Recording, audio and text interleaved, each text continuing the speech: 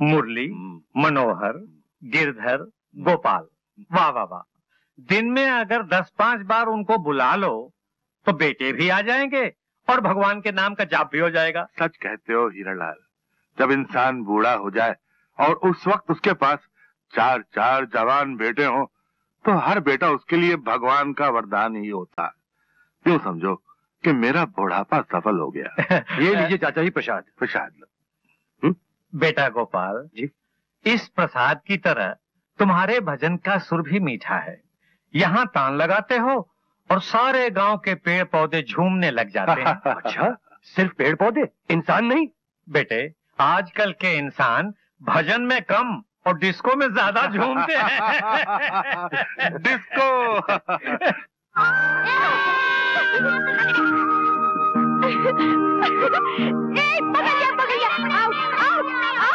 तेरी टांग जमीन को लग गई। अरे वाह, तेरी टांग जमीन को लग गई। छू लिया तो रोता है, रोता है। रोता है तो खा कसम, तेरी टांग जमीन को लगी कि नहीं? मैं क्यों खाऊं कसम? मैं तेरी तरफ भूखी थोड़ी हूँ कि मैं कसम खाऊं। तो फिर मैं आउट ना आई। तू सीधी तरह से दाव देता है कि नहीं? नहीं तो मैं रूठ जाऊंगी। हाँ, अरे रूठ जाऊंगी की बच्ची, मैं तुझे कब से कहाँ तलाश कर रही हूँ और तू इतनी बड़ी घोड़ी इन बच्चों के साथ लंगड़ी खेल रही है। चल चल चल, मैं तेरे बांस भर का कद निकल आया है और दिन भर बच्चों के साथ धूप में लंगड़ी खेला करती है। अरे कमबख्त, जरा सोच, इतना सुंदर रंग दिया है भगवान ने, धूप में जलकर काला हो गया तो फिर बारात लेकर कौन आएगा? अरे मेरे तो कुछ समझ में नहीं आता, क्या होगा इस लड़की का? ला ला, मुझे दे। ये लो दीदी।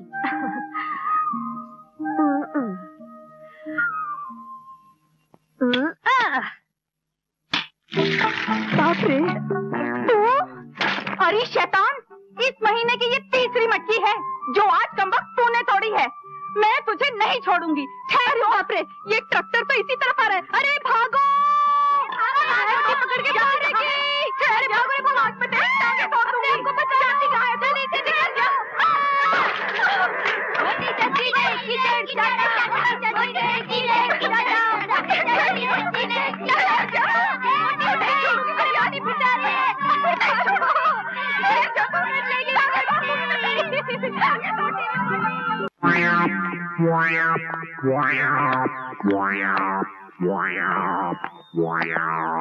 सुनिए सुनिए, कितना बजाए?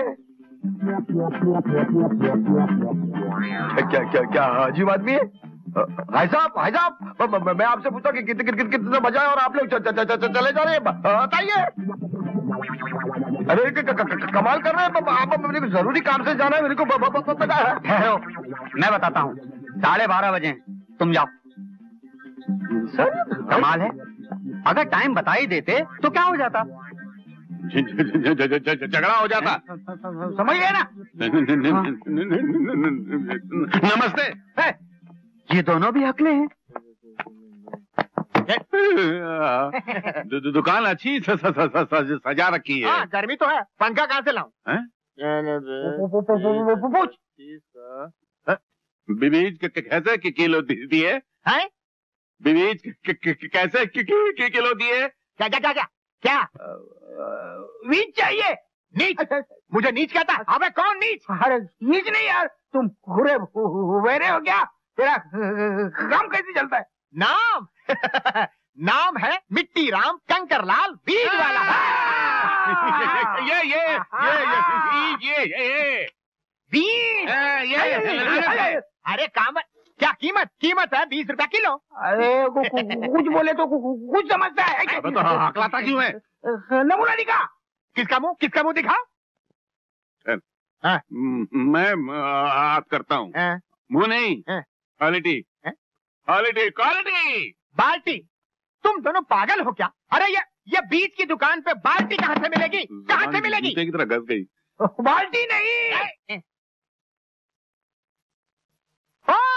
क्वालिटी।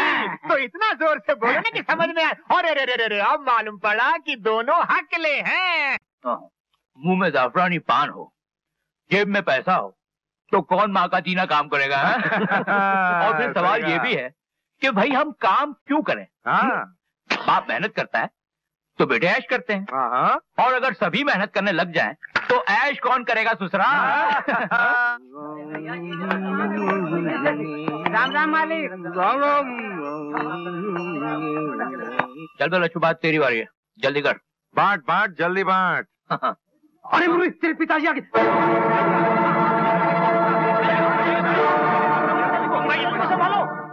अरे किशन लाल, नमस्ते मालिक। कैसे हो? आपकी कृपा है मालिक। नमस्ते मालिक। अरे बड़कू, गाड़ी तो सीधा लगा। अरे क्या कर क्या रहे हो तुम लोग? जल्दी जल्दी हाथ चलाओ। आलसियों की तरह बैठे हुए हो। वहाँ बड़े मालिक आ जाएंगे तो मेरी खाल फेर देंगे तुम्हें। बेटे मुरली, आज किसी भी हाल में कटाई का काम पूरा हो जाना चाहिए। हाँ, कल सुबह सुबह माल रवाना करना है। पिताजी आप बिल्कुल चिंता ना करें, मैं खुद सुबह से मजदूरों की तरह काम किए जा रहा हूँ। हाँ, 2 मिनट पानी पीने तक के लिए नहीं रुका। अच्छा अच्छा। आप गोपाल को नहीं लाए? ये तुम्हारे होठ लाल क्यों है? पान खाया है क्या? पान नहीं तो पिताजी, जब से आपने मना किया है तब से पान होठों को तक नहीं लगाया। वो क्या है कि मेरे मसोड़ों में दर्द है ना, तो वैजी से पाउडर ले आया था, उसे रगड़ने से ये सुर्खी आ जाती है।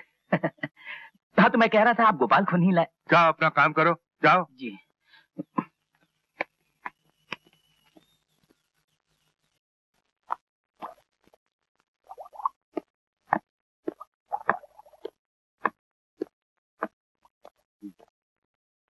नमस्ते मालिक।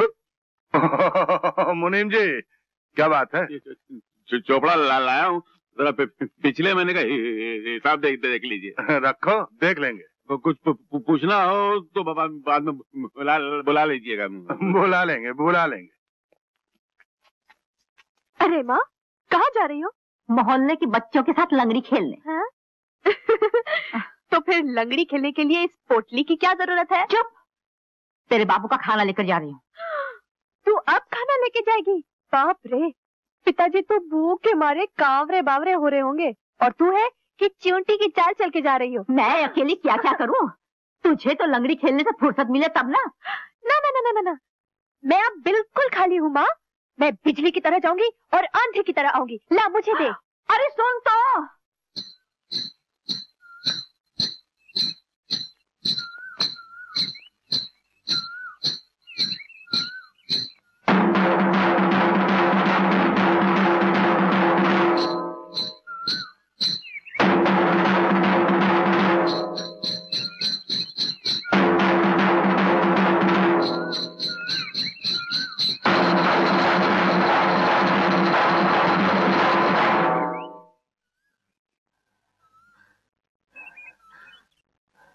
ये कोई महाजन का ठिया है या फिर हमने भिकमंगों की बेटियों की शादी करने का ठेका ले रखा है? जा जाके अपना काम कर। मालिक, सारी जिंदगी आप लोगों की सेवा करते करते गुजार दी। अब मेरी बेटी के हाथ पीले करने के लिए किसके दर पे हल्दी मांगने जाऊं? किसके सामने झोली फैलाऊं मालिक? अरे तू अपनी जिद से बात नहीं आ रहा और बात में असर पैदा करने के लिए आंसुओं का छिड़काव कर रहा है। मगर वो और होंगे आंसुओं से पिघलने वाले। यहाँ तो चिता की आग भी बर्फ लगती है।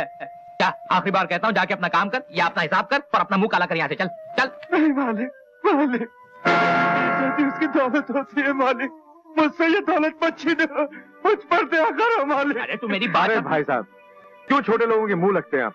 आपको शोभा नहीं देता? अरे राम सिंह, चल इसका हिसाब कर दे, अपना हिसाब करके निकल जाएगा। मालिक मुझ पर दया करो मालिक। तू ऐसे नहीं मानेगा। नहीं निकल मालिक, मैं लुट जाऊंगा। चाचा उठो चाचा। नहीं, भगवान ने 4 पैसे क्या दे दिए, गरीबों को जूतियों में तोड़ने लगे। इस बेचारे की बेटी की शादी है और आप लोग इनकी मदद करने के बजाय उल्टा इन्हें नौकरी से निकाल रहे हैं।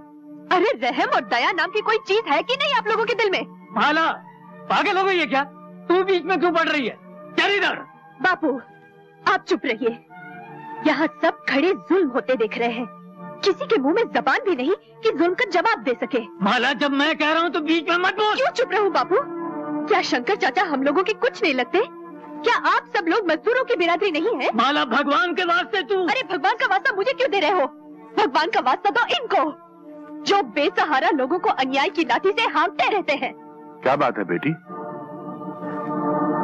मैं बताती हूँ मालिक काका, शंकर चाचा की बेटी का ब्याह है, जिसके लिए वो 1000 रुपए कर्ज मांग रहे थे और छोटे मालिक इनकार कर रहे हैं। ठीक ही तो कर रहे हैं। हम लोग रुपयों का लेन देन का धंधा नहीं करते, क्यों मनोहर? जी बाबूजी। लेकिन शंकर चाचा ने तो जिंदगी भर आपके यहाँ नौकरी की है। जो नौकरी जिंदगी भर की है, उसकी तनख्वाह वो जिंदगी भर पाता रहा है। मालिक काका, भगवान ने आपको इतना धन दिया है, उसके मुकाबले 1000 रुपए की हैसियत ही क्या है? जैसे कि जब एक चिड़िया पानी से भरे घड़े में से चोंच मारकर एक बूंद पानी ले जाए, तो उस एक बूंद के निकल जाने से घड़ा खाली तो नहीं हो जाता मालिक काका?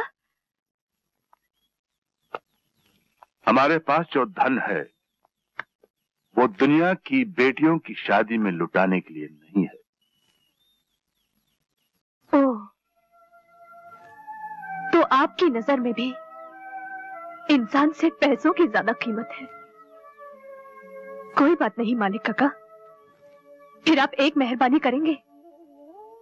मेरे बापू आपके यहाँ नौकरी करते हैं, बरसों से हर महीने अपने तनख्वाह का आधा हिस्सा आपके पास कटवाकर जमा करते रहे हैं। आप उसमें से 1000 रुपए निकालकर शंकर चाचा को दे दीजिए। ये रुपए किशनलाल ने तेरी शादी के लिए जमा किए। अगर रुपयों के कारण तेरी शादी रुक गई तो? मुझे अपनी शादी की कोई परवाह नहीं, मगर शंकर चाचा की बेटी का ब्याह नहीं रुकना चाहिए। क्यों मैं किशनलाल, तुम क्या कहते हो? बापू भी वही कहेंगे जो मैं कह रही हूँ। अगर बापू ने इनकार किया तो मैं जिंदगी भर शादी नहीं करूंगी। क्या? जी, ये मेरा अटल फैसला है। मालिक, ये बड़ी जिद्दी लड़की है। इसके सामने अगर भगवान भी हों तो उनसे भी ये अपनी बात मनवा के रहेगी। मालिक काका, आप बहुत बड़े आदमी हैं। मैं आपकी बच्ची समान हूँ, और बच्चे बड़ों के सामने जिद नहीं करेंगे तो और किसके सामने करेंगे? आज आपकी इस गरीब बेटी की जिद पूरी कर दीजिए, पूरी कर दीजिए मालिक काका। किशनलाल, मैं कहा करता था ना कि भगवान ने तेरे घर में हीरे को जन्म दिया है रे। तू बेकार में इसके ब्याह की चिंता करता है। इस हीरे को अपने घर की बहू बनाने के लिए लोग तेरी चौखट पर आकर माथा टेकेंगे इसका हाथ मांगने के लिए रे। ये जिस घर में जाएगी ना, उस घर में उजाला कर देगी। अरे ओ मुरली। जी पिताजी। शंकर को 1000 रुपए दे दे। जी? हाँ, कहा ना, दे दे जी। और शंकर। जी मालिक। ये रुपए वापस लौटाने की जरूरत नहीं। मालिक की दया। ये माला की तरफ से तुम्हारी बेटी का तोहफा है। सुन, अब तो खुश है? हाँ बापू, मालिक काका कितने अच्छे हैं। हाँ बेटी, कितने दयालु हैं।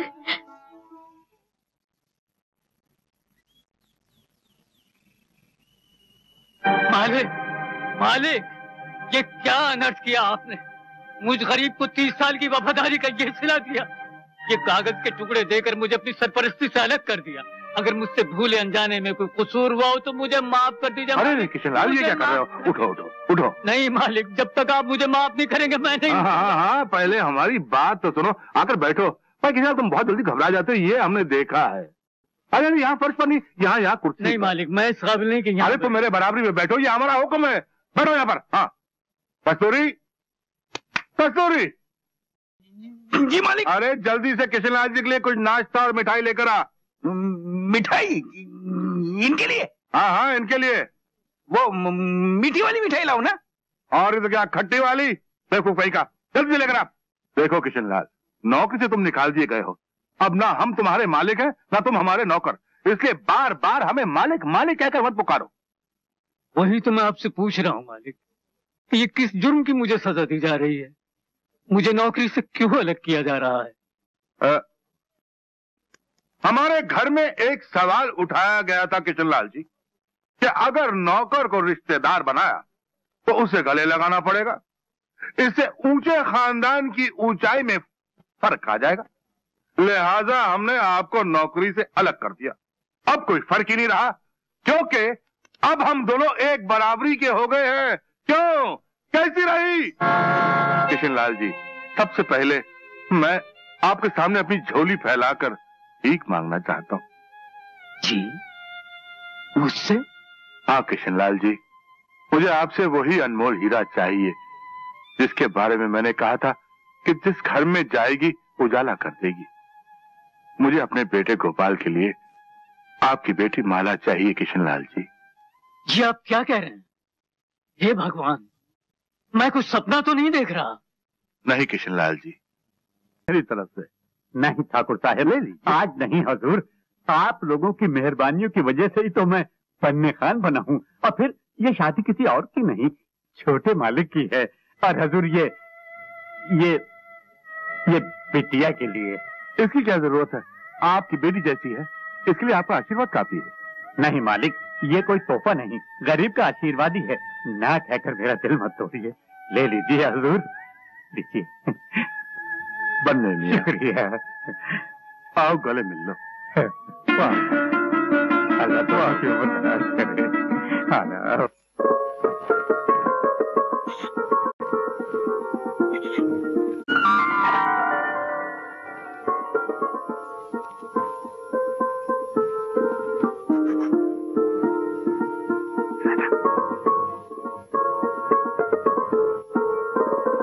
बहू, जा, रात बहुत हो गई है, जाके सो जा। नहीं माँ जी, जब तक आप नहीं सो जाती मैं सोने नहीं जाऊंगी। मेरी माँ ने कहा था पहले सब कुछ सुनाना फिर खुद जाके सोना, इसलिए पहले आप सो जाइए। अच्छा बाबा, तू समझ ले कि मैं सो गई। ऐसे झूठ मूठ कैसे मान लूं कि आप सो गई? जब आप सचमुच सो जाएंगी मैं चली जाऊंगी। बेटी, मुझे सचमुच बहुत नींद आ रही है, तू भी जाके सो जा। लेकिन माँ जी, क्या इस माँ का कहना नहीं मानेगी? आपका हुक्म है। हाँ। तो मैं जाती हूँ। जी ठीक है।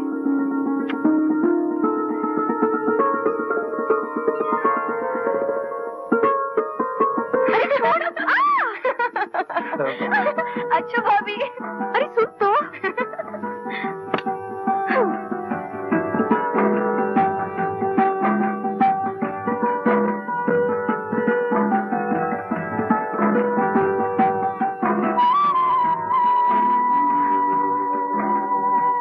इतनी देर किधर थी? क्रिकेट मैच देख रही थी? माँ के पास थी। अरे ये रात माँ जी के पास नहीं, मियाँ जी के पास गुजारने की है। मेरी माँ ने कहा था पहले सासू माँ को सुलाना फिर खुद जाके सोना। बस इतना ही बताया था, और कुछ नहीं बताया तुझे? नहीं। नहीं? अरे ये नहीं बताया कि जाते ही अपने पति के सीने से लग जाना? अरे यार, आज हमारी सुहाग